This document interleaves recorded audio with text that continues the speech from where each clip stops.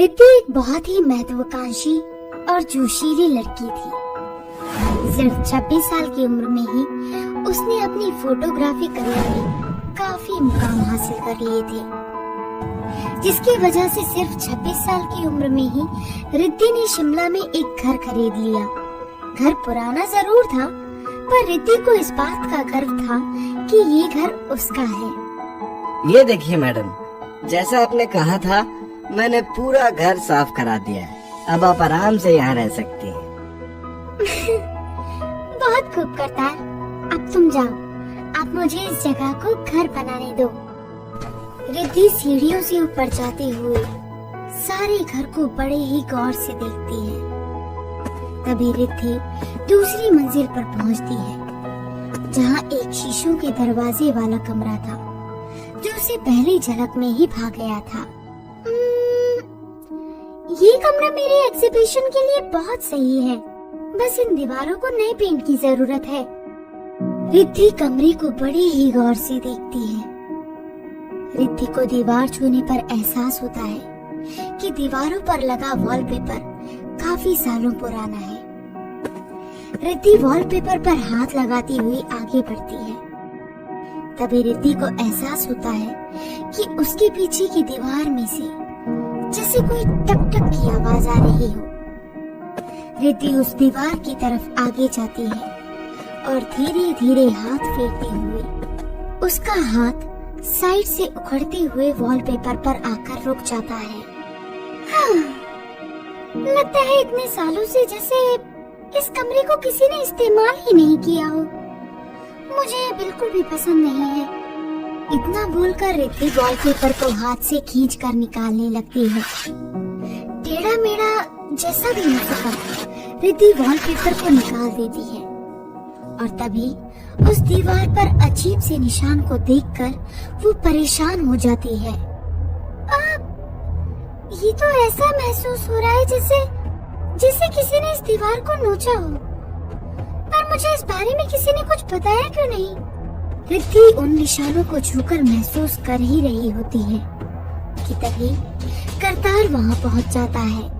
अरे मैडम, ये आपने क्या किया? आप कुछ नहीं करतार, बस मुझे ये पुराना स्टाइल पसंद नहीं है।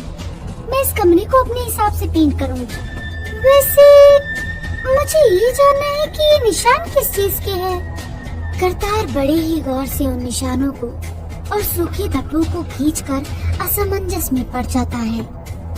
करतार धीरे से उन निशानों पर अपनी उंगलियां फेरता है।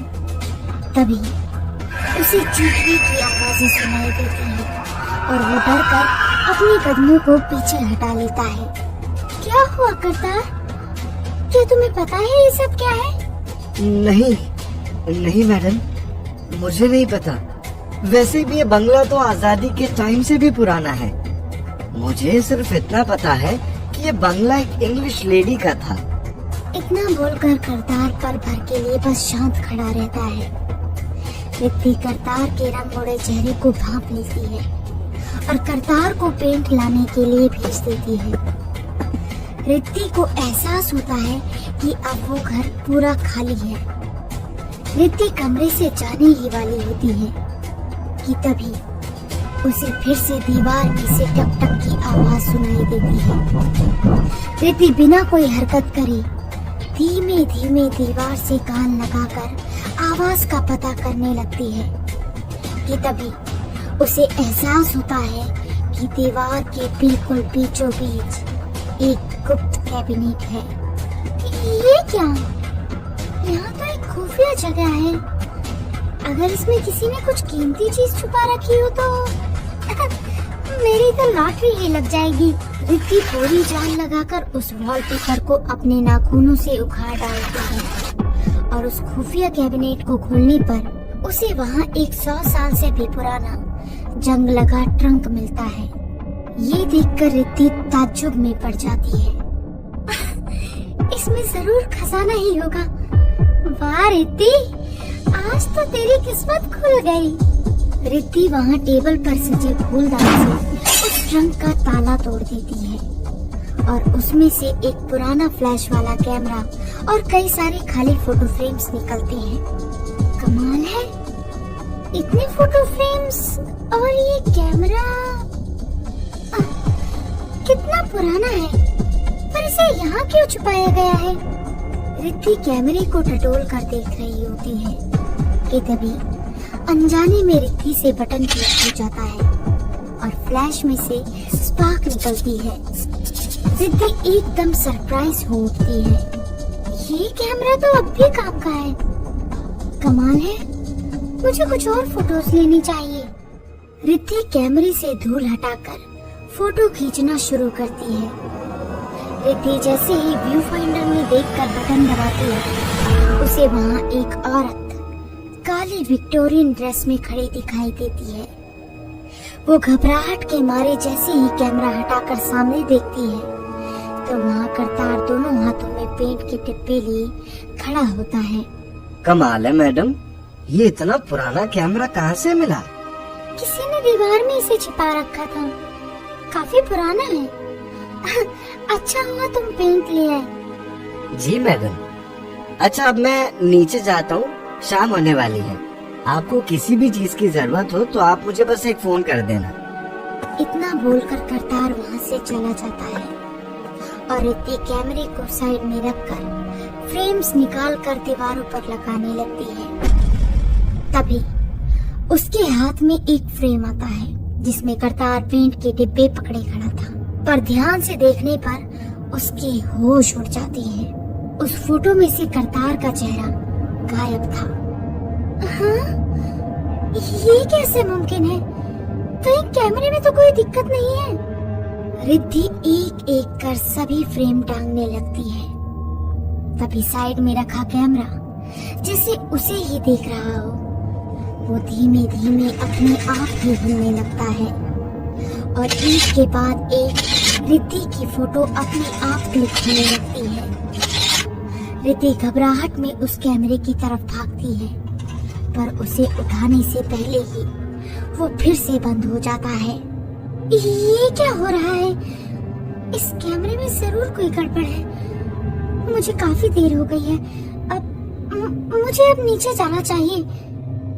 रिद्धि कैमरे को उठाकर वापस ट्रंक में रखने ही वाली होती है कि तभी ट्रंक में पड़े बाकी फ्रेम्स जैसे अपने आप ताश के पत्तों की तरह ट्रंक से उछलकर हवा में इर्द गिर्द घूमने लगते हैं।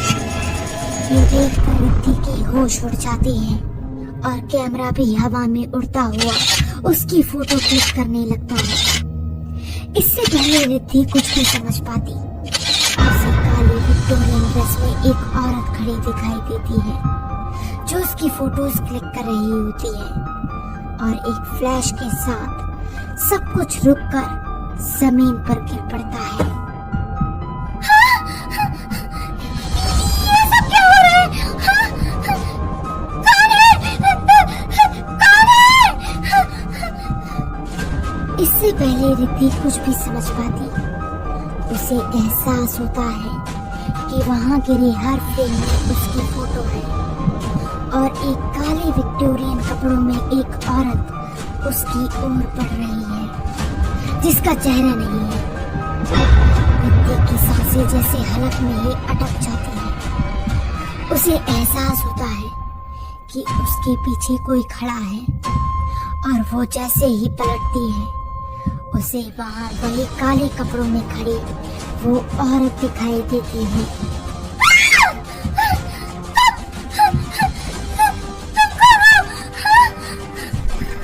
इससे पहले रिद्धि कुछ भी कह पाती, वो औरत रिद्धि के चेहरे को नोच कर निकाल लेती है और उसके चेहरे को अपने चेहरे पर लगा लेती है। तभी रिद्धि की चीख सुनकर करतार वहाँ पहुँचता है और इस खौफनाक मंजर को देखकर उसका चेहरा सफेद पड़ जाता है। अगले पल वो औरत करतार की ओर पलट कर मुस्कुराती है।